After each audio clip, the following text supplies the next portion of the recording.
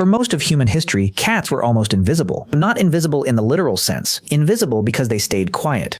Long before cats slept on couches, knocked objects off tables, or became internet celebrities viewed billions of times online, they lived alone across deserts and grasslands in the Middle East and North Africa. They were hunters, small, silent, patient.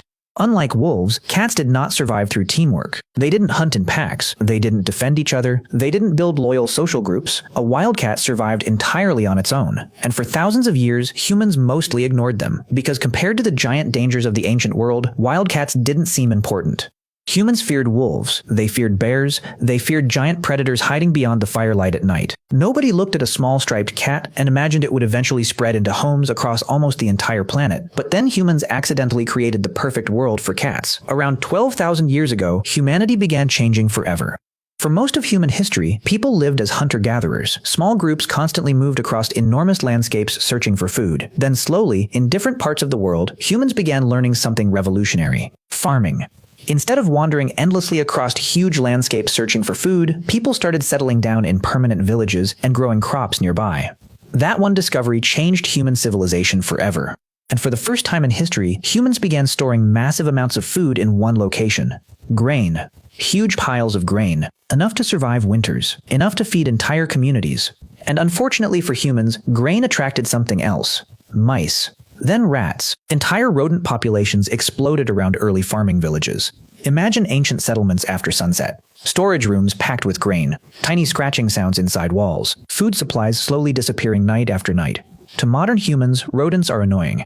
To ancient humans, they were dangerous. A bad infestation could destroy food reserves that entire families depended on to survive. And somewhere nearby, wildcats noticed something incredible. Humans had somehow gathered thousands of prey animals into one tiny area. For a small predator, early farming villages were paradise. A wildcat no longer needed to roam endlessly hunting scattered rodents across deserts and grasslands. Now food came directly to human settlements. To a cat, the first villages were basically giant mouse factories, and so the boldest wildcats crept closer. At first, probably very cautiously, watching from darkness, moving silently between buildings, hunting near grain stores after sunset, and eventually humans noticed something too. The little predators lurking around their villages were solving a massive problem. The cats were killing rodents, a lot of rodents. So unlike wolves, which humans later partnered with for hunting and protection, cats entered human society through something much simpler: mutual convenience. Humans tolerated cats because they protected food supplies. Cats tolerated humans because humans accidentally created endless hunting grounds. And slowly, over thousands of years, both species adapted to each other. The wildcats most comfortable living near humans gained access to enormous amounts of food. The extremely fearful cats stayed away and struggled more. Generation after generation, evolution quietly favored cats that could remain calm around humans. But here's where cats become very different from dogs. Dogs changed dramatically during domestication. Their bodies changed. Their personalities changed. Their behavior transformed. Cats barely changed at all. Modern house cats are still genetically extremely similar to ancient wildcats. Far more similar than dogs are to wolves. In fact, the African wildcat that scientists believe gave rise to modern domestic cats still looks shockingly familiar. If you saw one walking through your neighborhood today, you would probably just assume it was somebody's tabby cat. In many ways, your house cat is still a tiny wild predator living inside your home. Think about how they behave. They stalk moving objects. They ambush feet under blankets. They stare silently at birds for hours. They push objects off tables while maintaining full eye contact with humans. They suddenly sprint through hallways at impossible speeds for absolutely no visible reason. Those instincts are ancient. Even their play is actually hunting practice. A cat chasing a toy is practicing the same behaviors its ancestors used thousands of years ago in the wild. And unlike dogs, cats never fully evolved to obey humans. Dogs evolved to cooperate with people. They read human emotions incredibly well. They seek approval. They follow commands. Cats took a completely different path.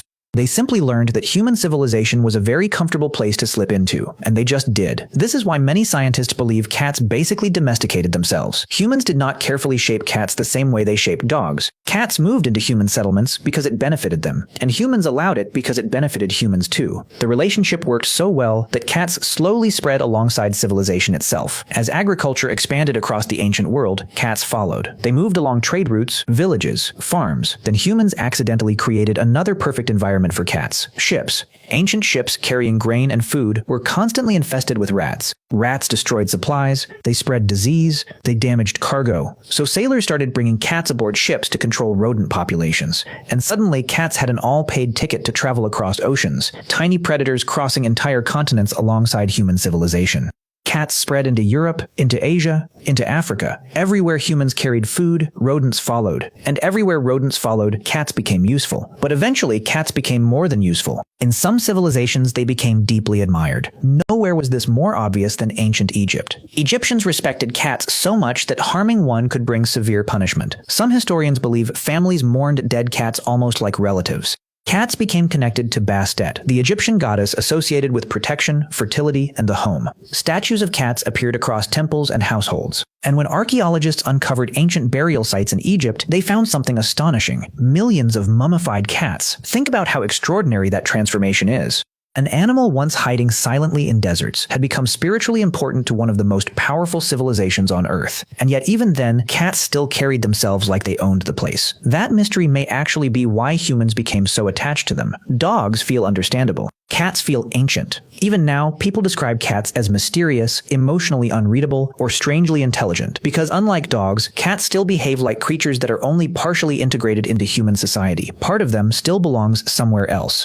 And traces of those ancient instincts appear constantly. When cats need blankets, they may be repeating motions kittens use while nursing. When they rub against your legs, they are marking you with scent glands. When they bring dead animals home, they may be sharing hunt since they think you suck at it. Which honestly says a lot more about what cats think of us. Scientists have even discovered that many cats develop different vocal behaviors specifically for humans.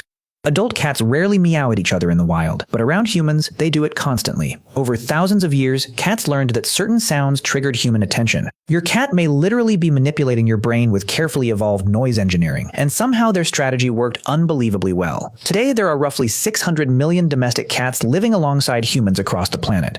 That makes cats one of the most successful predators on Earth. Not because they were the strongest, not because they hunted in packs, not because they obeyed humans. A small, solitary hunter from the desert quietly discovered that human civilization was the greatest survival strategy ever created. And now humans buy expensive toys, heated beds, automated litter boxes, and entire pieces of furniture specifically designed for animals that still occasionally ignore us for 9 straight hours before demanding food at maximum volume. And despite all of this, cats still retain an unusual level of independence compared to most domesticated animals. Many can survive entirely on their own if necessary. Some feral cats return to behaviors nearly identical to their wild ancestors within only a few generations, which means domestication for cats may still be incomplete even after thousands of years. That is incredibly unusual. Most domesticated animals became deeply dependent on humans. Cats simply became comfortable around us. That may be the strangest part of all. Dogs joined humans as partners. Cats joined humans as opportunists. But somewhere over thousands of years, opportunism slowly became companionship. And tonight, your cat, a descendant of ancient desert hunters, is going to fall asleep comfortably inside your home, fully convinced that it owns the entire place. And somehow, the cat distribution system continues running perfectly thousands of years later.